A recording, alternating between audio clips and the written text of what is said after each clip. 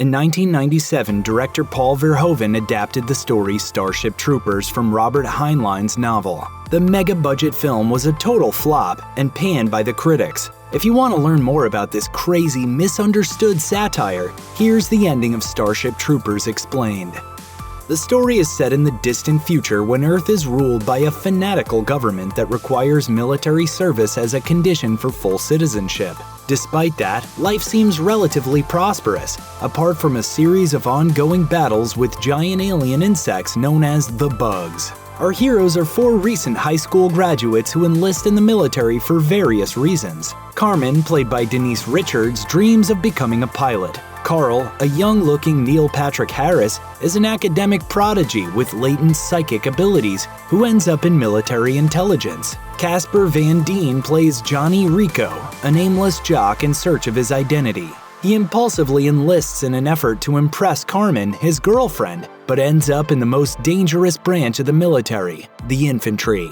Then Dizzy, played by Dina Meyer, joins the same unit as Johnny, hiding an unrequited crush on him. Then the Bugs launch a direct attack on Earth, destroying our hero's hometown of Buenos Aires. Buenos Aires has been wiped off the Earth. Humanity responds by launching a direct invasion on the Bug homeworld of Klendathu. But this operation ends up being a complete disaster. 100,000 soldiers die in the first hour alone, including most of Rico's unit. Rico and Dizzy are some of the only survivors and get transferred to an elite group of soldiers known as the Roughnecks, led by the stoic Lieutenant Racek, played by Michael Ironside. Soon after, Rico, Dizzy, and the Roughnecks are on their way to answer a distress call on a world only known as Planet P. It's here that the film's final chapter begins.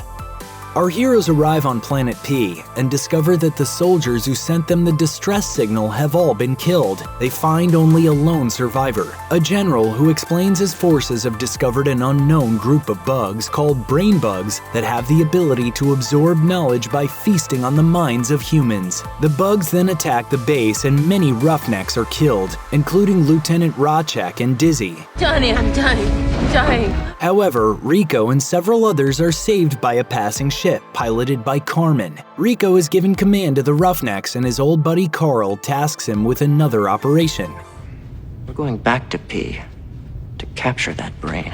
However, Carmen's ship is suddenly hit by an explosive plasma projectile. She crash lands on Planet P and is captured by the bugs. She's then brought before the elusive brain bug, who's hungry for the young pilot's tasty gray matter. But Rico and a couple other roughnecks arrive at the last minute and save her. Johnny and Carmen retreat to the surface, and moments later, they find that the brain bug has been captured. Carl arrives on the scene and uses his psychic powers to sense its emotions. He declares, "It's afraid.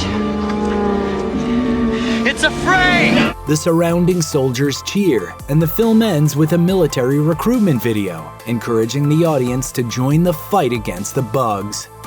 After humanity's victory on Planet P, it's probably safe to assume that Johnny, Carmen, and Carl are all locked into a lifetime in the military. After the destruction of Buenos Aires, we doubt they'll ever return to the lives they had before. They can't go home again, both in a literal and metaphorical sense. The final recruitment ad gives us a chance to check in on our heroes one last time.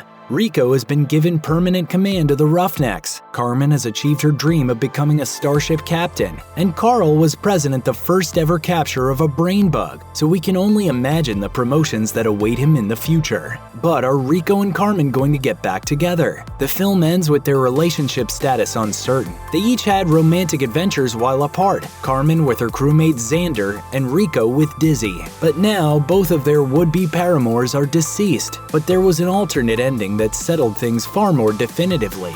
In this scrapped version of the finale, Rico and Carmen celebrate their victory on Planet P with a kiss, reaffirming their romantic relationship. When Carmen's ship crash lands on Planet P, she radios Johnny, telling him there are bugs closing in all around her. Rico hesitates for a moment before ordering the Roughnecks to ignore her distress call and continue onward. He knows that the bugs don't take prisoners. A few minutes later, Rico stops in his tracks and says, "She's still alive." How do you know? I don't know how I know, but I know. It turns out that Rico's hunch is correct. Carmen is indeed alive, as the prisoner of the brain bug, and Rico manages to rescue her. But how did Rico do this? We know that psychic powers exist in the world of Starship Troopers, but Rico definitively doesn't have them.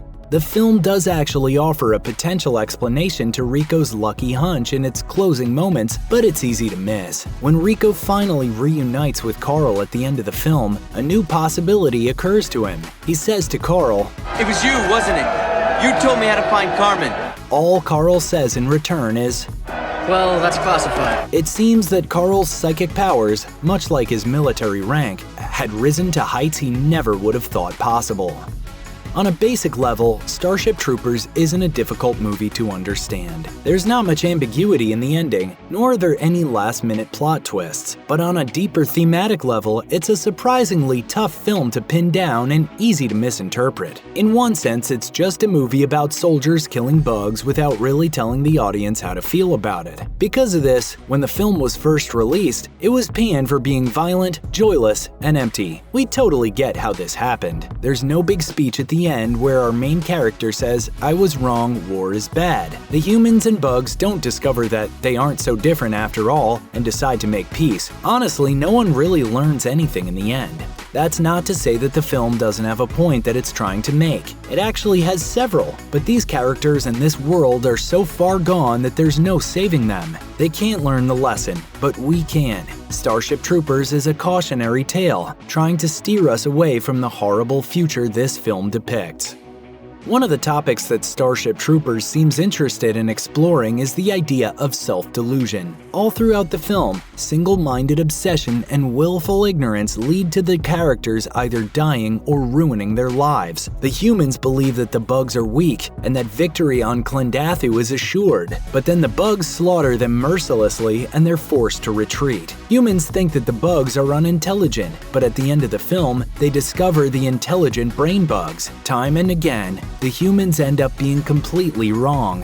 But this theme isn't just explored on a cosmic scale. It's also reflected in the lives of our heroes. Rico's all-consuming love for Carmen makes him enlist in the infantry, which forces him to endure life-threatening horrors. Dizzy's obsession with Rico leads her to request a transfer to his unit, which ultimately leads to her death. Starship Troopers shows us that many of the horrible things that happen to us are things that we do to ourselves out of pride.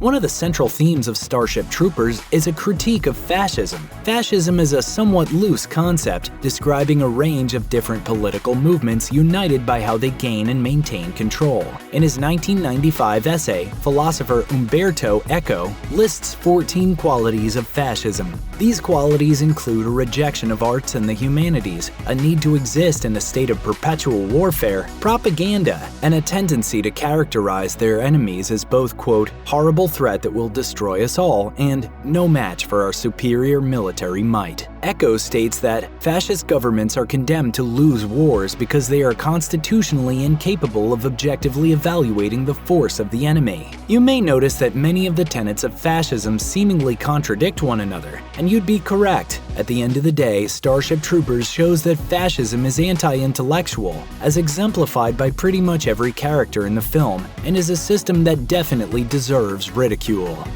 Perhaps a major reason why critics initially labeled Starship Troopers as feeling brainless and soulless is because of how often our heroes have to face horrifically grim tragedies with no warning and with seemingly no deeper meaning. Buenos Aires is destroyed by a meteor, killing Rico's parents. During a training exercise, a perfectly nice farm boy gets accidentally shot in the head, and the woman who accidentally shoots him, a kind person with dreams of becoming a politician, has her entire career destroyed in an instant. Is the film just doing this for cheap shock value? What are we supposed to make of all this senseless suffering?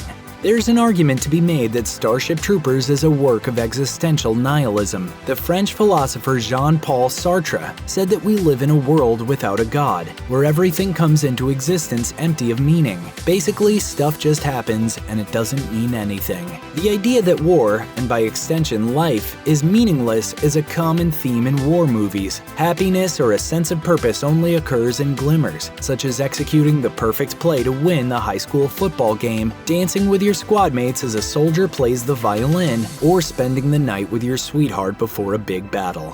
When everything seems meaningless, hold on to your friends and enjoy what time you have with them, because that's all you have in the end.